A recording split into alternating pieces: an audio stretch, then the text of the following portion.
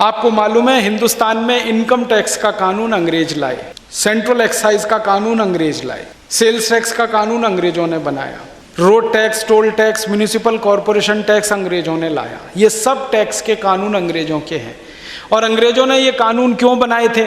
अंग्रेजों की संसद में बहस हुई थी इस बात पर कि भारत से ज़्यादा धन लूटकर इंग्लैंड में लाना है, तो ज़्यादा से ज़्यादा धन कैसे आएगा? ज़्यादा से ज़्यादा टैक्स लगाना है।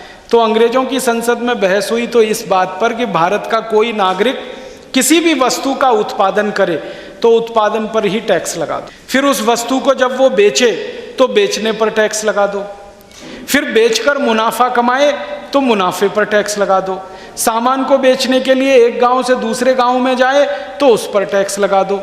तो क्या हुआ? उत्पादन पर लगा दिया एक्साइज ड्यूटी, बेचने पर लगा दिया सेल्स टैक्स, बेचकर मुनाफा कमाने पर लगा दिया इनकम टैक्स, एक गांव से दूसरे गांव में ले जाने पर म्यूनिसिपल कॉरपोरेशन टैक्स या रोड टैक्स या टोल टैक्स। ये सारे कानून उन्होंने लगाए इस उद्देश्य से कि ज़्यादा से ज़्यादा लूट के इंग्लैंड लेके जाना है।